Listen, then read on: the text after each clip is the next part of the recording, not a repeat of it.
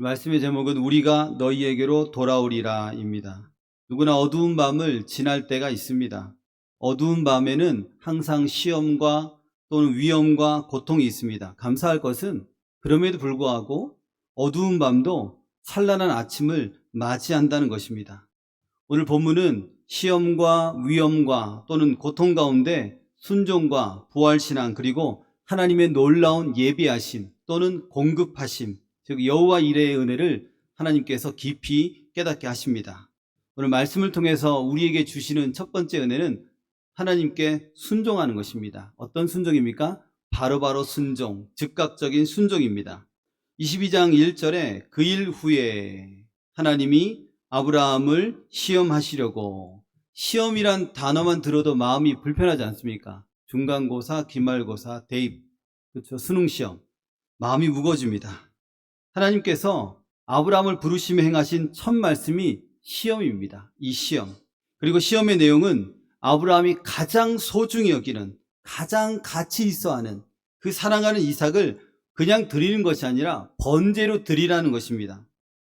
이해할 수 없는 시험입니다. 사랑의 하나님이 아들을 요구하고 있습니다. 아브라함은 이미 25년의 기다림 끝에 이 아들을 받았습니다.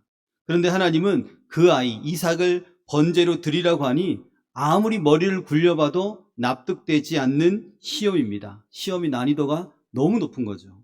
창세기 22장 2절에 여호와께서 이르시되 내 아들 내 사랑하는 독자 이삭을 데리고 모리아 땅으로 가서 내가 내게 일러준 한 산 거기서 그를 번제로 드리라. 이 말씀을 누가 이해할 수 있습니까? 하나님은 아브라함이 이삭을 얼마나 사랑하는지 너무나 잘 알고 있었습니다. 아마도 잘 때에 굿나잇 키스, 아침엔 굿모닝 키스, 자는 아이의 모습을 보며 흐뭇한 모습으로 그 아이를 바라봤을 것입니다. 그리고 자주 하는 말, 내가 너를 지켜주겠노라, 내가 너와 함께 하겠노라, 그런 말들을 자주 하지 않았을까 생각이 됩니다. 이 아브라함의 전부와 같은 이 아이, 그런 존재, 그런 이삭을 번제로 바치라는 그 명령, 과연 그 명령 앞에 아브라함은 어떤 선택을 하게 할까요? 칠흑같이 어두운 밤에 이 아브라함이 이삭의 손을 잡고 하나님이 찾지 못하는 그 어떤 나라로, 먼 나라로 도망갔을까요? 네, 그런 생각 해봤습니다. 먼 나라로 도망가자. 하나님께서 주무시는 그 밤에 그런 생각 해봤습니다. 그런데 아브라함은 놀랍게도 순종했습니다. 그냥 순종하는 것이 아니라 아침 일찍이 일어나 순종한 것입니다. 그게 3절의 말씀입니다. 아브라함이 아침에 일찍이 일어나 나귀의 안장을 지우고 망설임 없이 또는 즉시 행동에 옮기는 적극적인 자세라는 것입니다. 아브라함은 자신의 가장 소중한 아들을 하나님 앞에 드리라는 그 말에 마음에는 여러 가지 감정이 있었겠죠. 번잡함도 있었겠지만 그럼에도 불구하고 생각보다 순종이 앞섰습니다. 우리도 하나님께 순종할 때 마음에 그런 생각 들지 않습니까? 조금 더 있다가 하나님 순종하겠습니다. 지금은 때가 아니지 않습니까? 좀 더 준비된 다음에 순종해 보겠습니다. 아마 그런 생각, 그런 말들 하나님께 할 때가 있을 것 같습니다. 하지만 하나님은 생각하기 전에, 판단하기 전에 즉각적으로 순종하라는 것입니다. 이것이 온전한 순종입니다. 우리가 순종을 미룰 때가 많은데 그 대부분의 이유는 두려울 때입니다. 또 대부분의 이유는 계산이 안 맞을 때입니다. 아무리 두들겨 봐도 이게 안 되는 거죠. 그러나 하나님은 이해하지 못해도 손해를 감수하더라도 순종하라고 우리에게 말씀합니다. 성경에서 사울 왕이 아말렉을 진멸하라 그랬습니다. 그런데 그 명령에 불순종했을 때 하나님은 사무엘을 통해 순종이 제사보다 낫다라고 말씀하십니다. 순종은 그 어떤 것보다 앞선다는 것입니다. 봉사보다 앞서고 헌금보다 앞선다는 것입니다. 사랑하는 여러분, 우리의 순종은 하나님께 드리는 가장 귀한 제사입니다. 주저하거나 미루는 그런 순종이 아니라 아브라함과 같이 생각하기 전에, 판단하기 전에 말씀대로 즉시 순종하는 우리 모두가 되시기를 바랍니다. 두 번째는 이 순종을 가능하게 하는 것이 있는데 그것은 부활신앙입니다. 아브라함은 아침 일찍 일어나 이제 순종의 이런 여정을 떠났습니다. 무거운 마음일 것 같아요. 아무리 믿음이 있어도 여전히 마음은 그 한 구석은 무거울 것 같더라고요. 이삭과 함께 모리아 산으로 향합니다. 눈에 보이지 않는 하나님, 이해되지 않는 명령들, 말씀들, 그 앞에서도 아브라함은 움직인 겁니다. 왜입니까? 그의 마음속에는 오늘 말씀처럼 하나님께서 반드시 우리를 돌아오게 하리라, 이 확신이 그의 마음속에 있었던 것입니다. 하나님께서 반드시 우리에게 좋은 길로, 선한 길로 인도하시리라, 이런 확신들이 우리 안에 있지 않습니까? 이것이 부활신앙입니다. 반드시 하나님께서 우리를 돌아오게 하시리라, 반드시 하나님 우리를 축복하시고 복 주시리라, 그런 마인드가, 그런 생각이, 그런 믿음이 우리 가운데 있어야 됩니다. 본문 5절을 보면 아브라함은 종들에게 이렇게 말합니다. 내가 아이와 함께 저기 가서 예배하고 우리가 너희에게로 돌아오리라 하고, 여기서 우리는 아브라함과 이삭을 의미합니다. 아들을 번제로 바치는 가는 길인데 종들에게 우리가 돌아오겠다, 그냥 오는 것이 아니라 우리가 함께 돌아오겠다라고 말합니다. 아브라함은 이삭을 번제로 드려도 하나님께서 반드시 우리 아이를 살려주실 것을 확신한 것입니다. 왜냐하면 이삭을 통해 큰 민족을 이루시겠다는 그 하나님의 그 약속, 그 언약을 믿었기 때문입니다. 하나님의 약속은 취소되지 않거든요. 히브리서 11장 19절은 이 부분을 명확하게 이야기합니다. 우리 함께 11장 19절 읽겠습니다. 그가 하나님이 능히 이삭을 죽은 자 가운데서 다시 살리실 줄로 생각한지라. 비유컨대 그를 죽은 자 가운데서 도로 받은 것이니라. 아멘. 사실은 이미 이 아브라함이 칼을 든 순간, 이미 마음으로 순종했고 칼을 든 순간 사실은 이 아이는 죽음과 마찬가지였습니다. 하나님께서 도로 이삭을 돌려준 것이죠. 이 부활신앙은 하나님께 내 인생의 가장 소중한 것을 드려도 하나님께서는 반드시 그것을 더 좋은 것으로, 귀한 것으로, 가치 있는 것으로 돌려주실 줄 믿는 것, 그것이라는 것입니다. 그러니 아깝지 않다는 거죠. 그러니 이해가 되지 않고 환경이 이해가 안 되어도 할 수 있는 것입니다. 해보는 것입니다. 그 이후에 하나님께서 행하시는 그 놀라운 것을 볼 수 있다는 것입니다. 어떤 일들이 내 삶에 펼쳐진다 해도 결국 하나님 때문에 이 부활신앙으로 난 이긴다, 결국 살아난다, 이런 믿음이 우리 안에 있어야 됩니다. 부활신앙을 소유한 아브라함이 그의 아들 이삭의 등에다 나무를 짊어지게 했습니다. 22장 6절입니다. 아브라함이 이에 번제나무를 가져다가 그의 아들 이삭에게 지우고, 이거 세상에서 가장 무거운 짐일 것 같아요. 아버지가 아들에게 지운 이 번제나무가 세상에서 가장 무거운 짐입니다. 아들도 무겁지만 사실은 더 무거운 것은 이 무거운 짐을 아이의 등에 올려놓은 아버지가 정말 마음이 무거웠을 것입니다. 부활신앙은 내 삶을 통해 하나님의 선하신 뜻이 이루어질 것을 믿고 계속 말씀대로 나아가는 신앙입니다. 부활신앙은 무슨 일을 당하든지 하나님께 감사하는 신앙입니다. 세상 사람들이 보기에는 바보 같아 보입니다. 바보 같아 보이죠. 어리석어 보입니다. 도대체 다 망한 듯한데, 다 끝난 듯한데 뭘 그렇게 감사한단 말입니까? 라고 반문할지도 모릅니다. 그러나 우리는 우리 하나님이 좋으신 하나님, 선하신 하나님, 그 하나님이심을 믿기에, 또한 하나님의 선하신 뜻이 나를 통해서, 우리를 통해서 이 땅에서 이루어질 것을 믿기에 마음 아프지만, 힘들지만 감당할 수 있는 것입니다. 모리아 산으로 가는 사흘 동안, 3일 동안 아브라함과 이삭의 모습은 어떨 것 같습니까? 보고 있어도, 또한 보고 싶은 아들을 번제로 드려야 하는 아버지와, 또한 아무것도 모른 채 졸졸 따라가는 이 아들의 모습. 아브라함에게 이 사흘은 아브라함에게 이 길고 긴 시간이었습니다. 죽음보다 더한 어쩌면 이 고통의 시간이었을 것입니다. 이삭이 말합니다. 내 아버지여, 내 아버지여. 아브라함이 말합니다. 내 아들아, 내가 여기 있노라.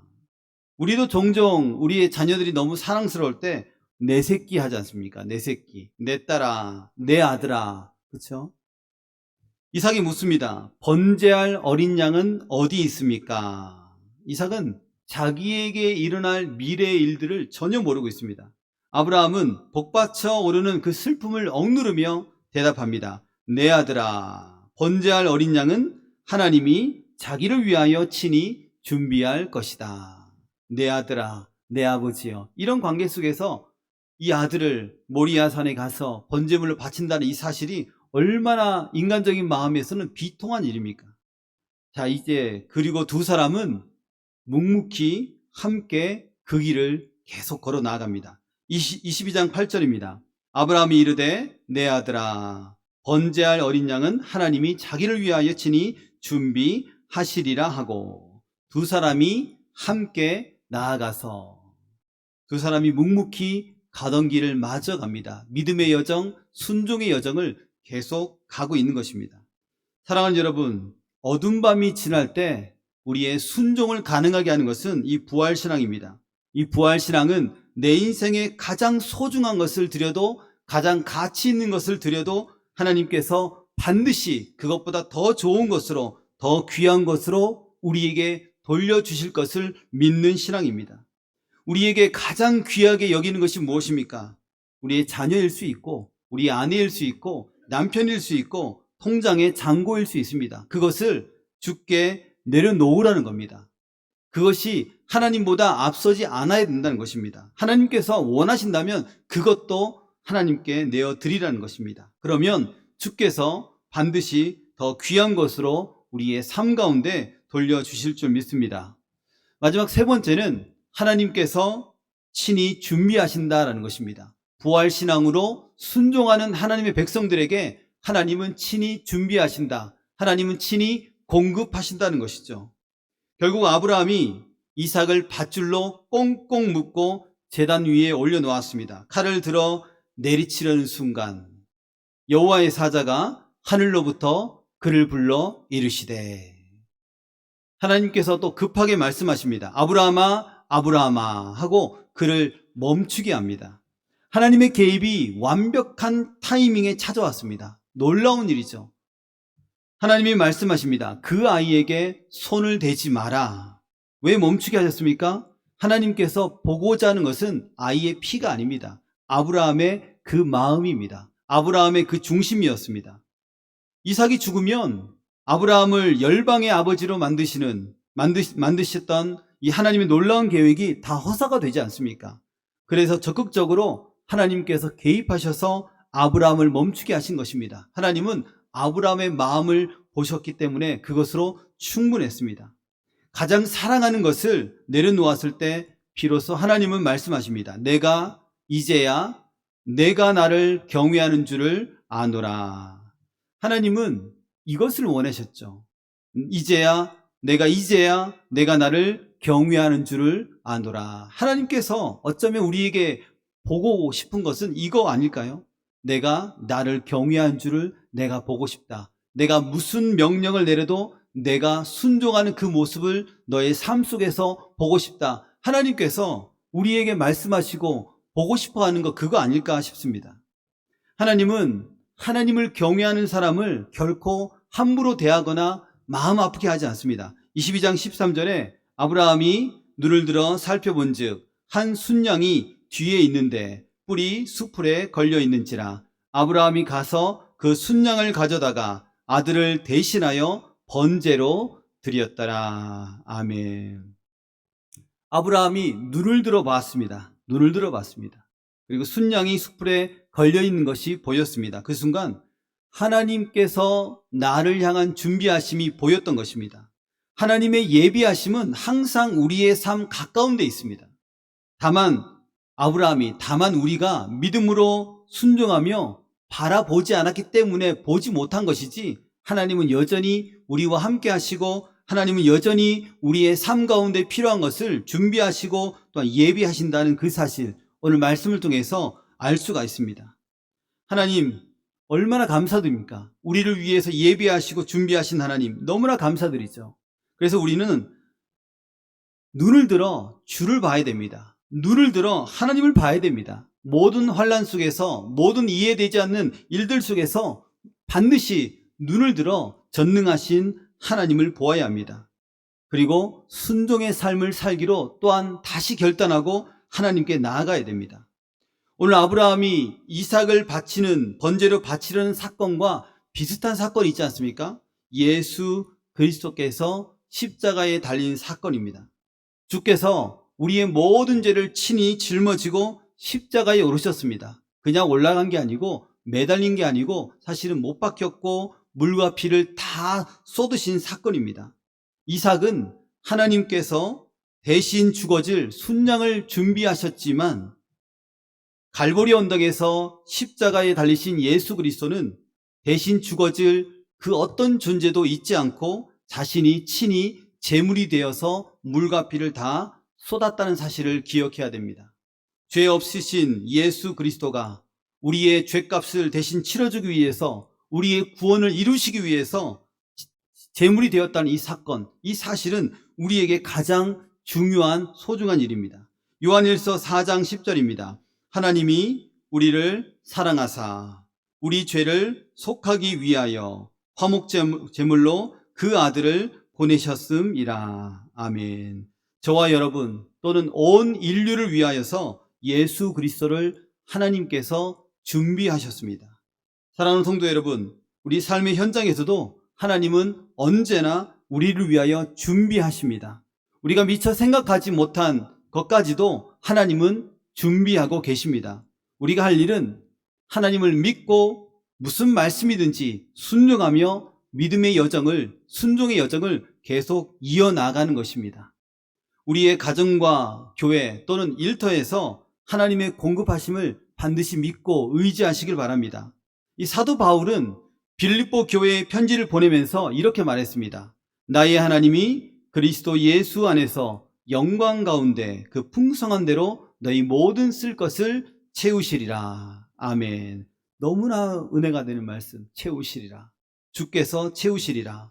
주님께서 모든 쓸 것을 채우시리라. 하나님은 오늘 우리에게도 여전히 여호와 이레 준비하시는 하나님, 우리에게 공급하시는 하나님이십니다. 말씀을 정리하겠습니다. 우리 삶에 이해하지 못할 일들이 참 많습니다. 그래서 우리는 하나님께 묻습니다. 왜 나만 겪는 고통입니까? 왜 나여야만 합니까? 라고 항변할 때가 있습니다. 사랑하는 여러분, 하나님의 뜻을 이해하지 못할 때가 참 많지 않습니까? 맞습니다. 항변해도 괜찮습니다. 항변해도 됩니다. 그러나 생각해야 됩니다. 아브라함처럼 부활신앙으로 이 상황을 순종하며 나아가기로 결단해 보시길 바랍니다. 순종할 때 하나님께서 우리를 위해 예비하신 그 하나님의 복을 누릴 수 있습니다. 하나님께서 우리를 위해서 공급하시는 것을 누릴 수 있습니다. 더욱더 신앙의 깊이와 너비가 넓어지고 깊어지는 은혜를 경험할 수가 있습니다. 순종과 부활신앙으로 나아가시는 우리 모두가 되시기를 바랍니다. 하나님은 반드시 우리의 삶 속에서 여호와 이레의 놀라운 은혜를 베풀어 주실 줄 믿습니다.